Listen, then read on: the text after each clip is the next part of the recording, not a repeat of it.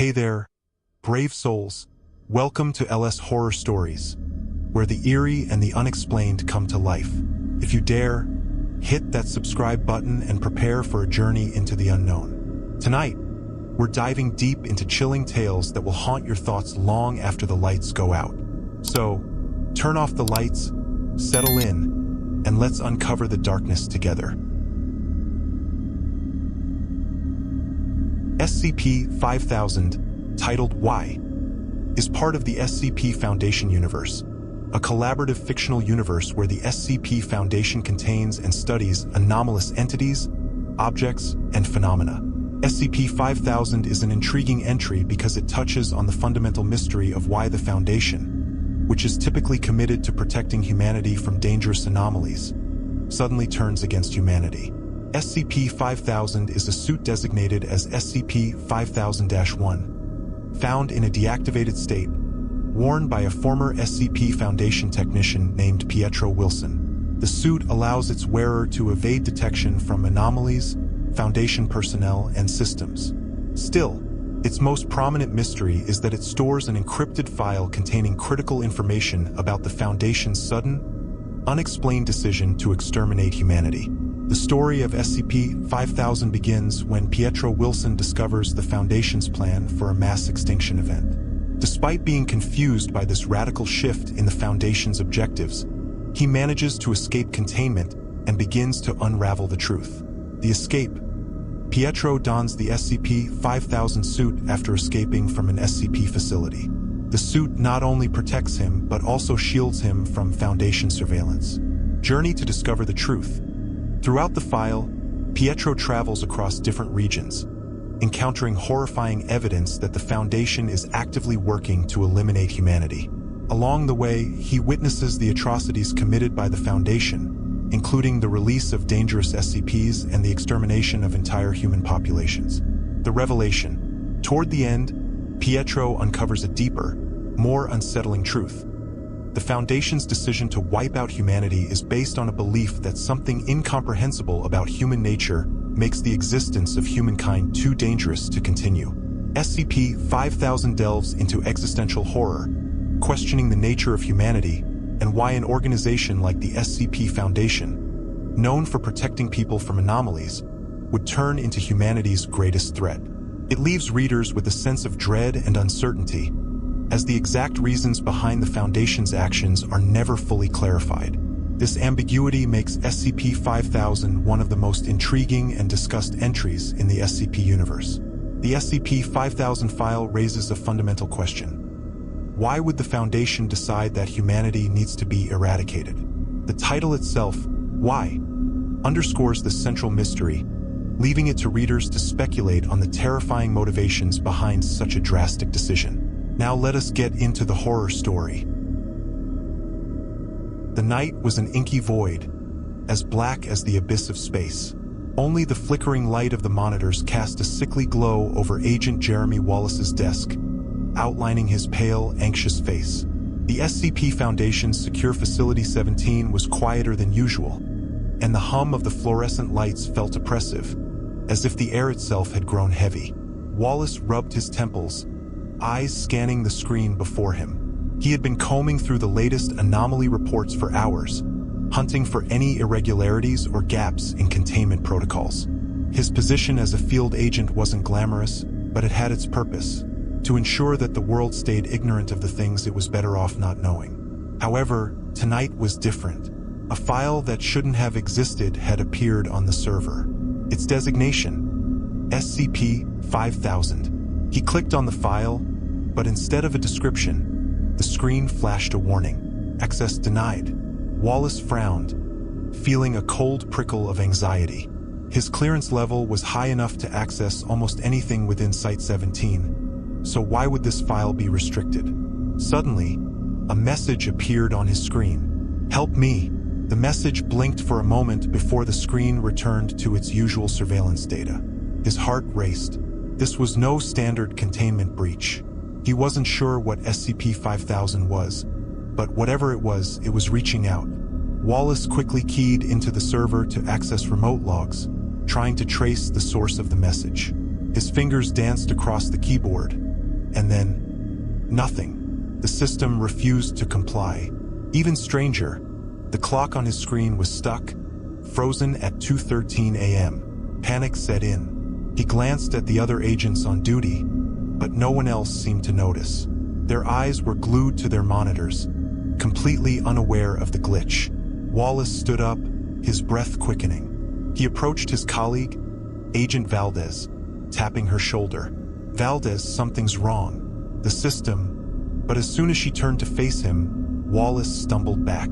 Valdez's eyes were hollow, lifeless, as though something had drained the very essence from her being. She blinked, a slow, deliberate motion, but there was no recognition in her gaze. "Are you okay?" he stammered. Valdez's lips moved, but no sound came out.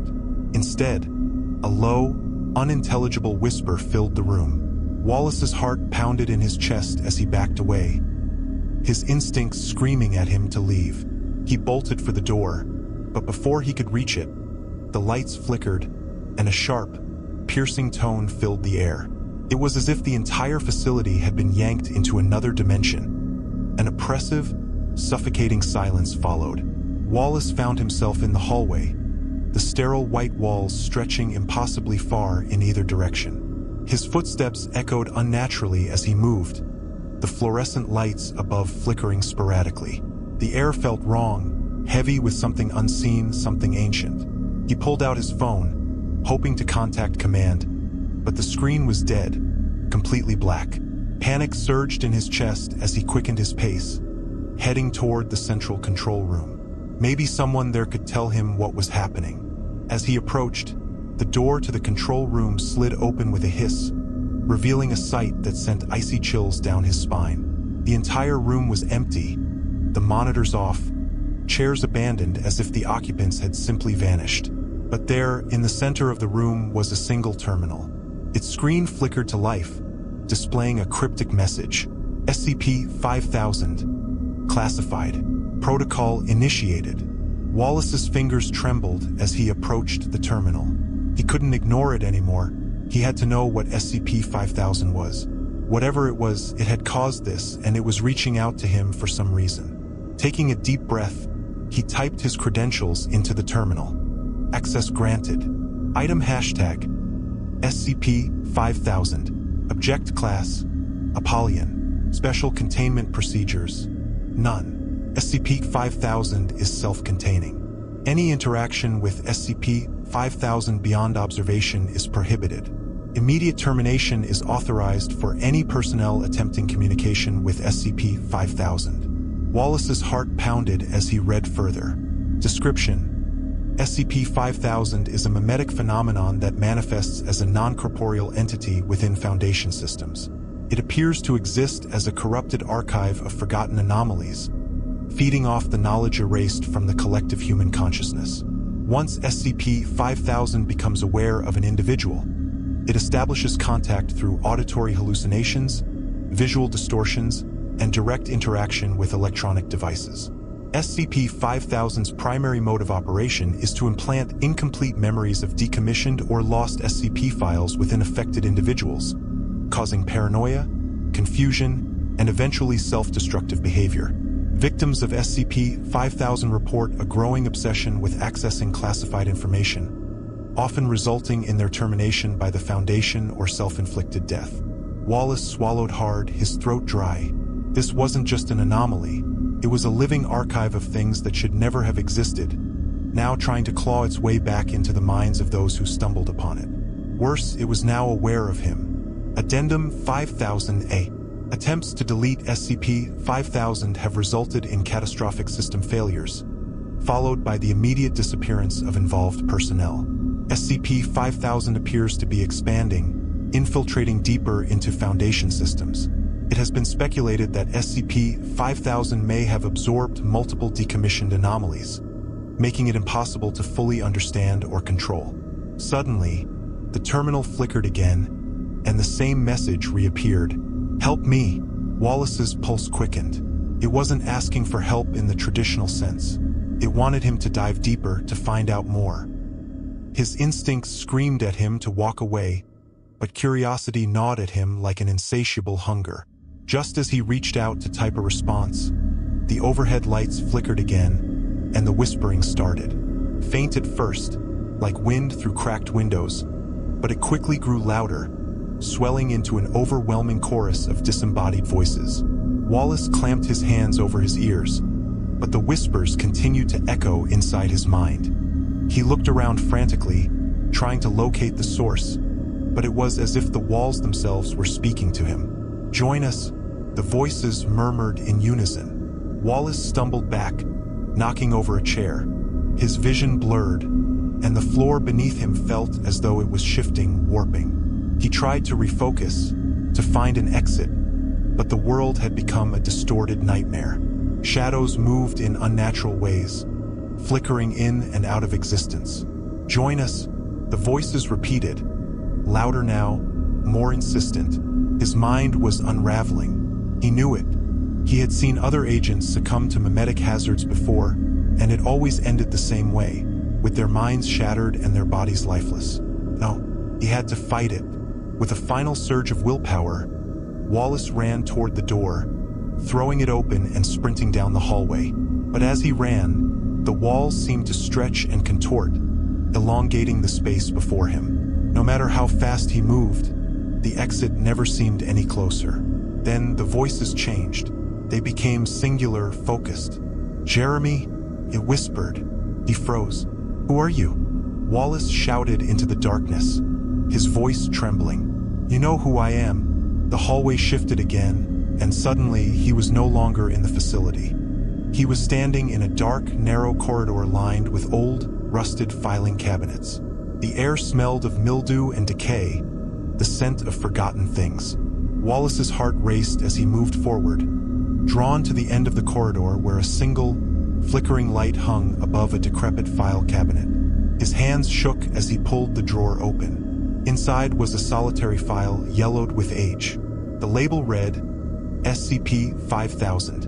As he opened the file, a wave of nausea washed over him. The text was gibberish, incomprehensible symbols, and distorted images that shifted as he tried to focus on them. But within the chaos, one phrase stood out, clear and undeniable. "I am SCP-5000. I am everything they tried to erase." The realization hit him like a freight train. SCP-5000 wasn't just an entity. It was a graveyard of anomalies, a collection of forgotten horrors that the Foundation had tried to bury. And now it was alive, sentient, and it wanted him. The whispers returned, louder than ever, drilling into his skull. "Join me, Jeremy. Let me show you everything." Wallace screamed, dropping the file and backing away. The walls of the corridor began to close in, the filing cabinets twisting and groaning as they shifted into grotesque forms, their metal bodies bending and contorting like living flesh. He turned to run, but the floor gave way beneath him, and he fell into darkness, into oblivion, into SCP-5000. The next morning, the staff at Site-17 discovered Agent Jeremy Wallace's body slumped over his desk. His face was pale, his eyes wide open, staring blankly at the screen in front of him. On the monitor, a single message blinked repeatedly. "Help me." If you enjoyed this video, don't forget to like, subscribe, and hit that notification bell to stay updated on all things creepy. And as always, if you have a horror story of your own, feel free to share it in the comments below.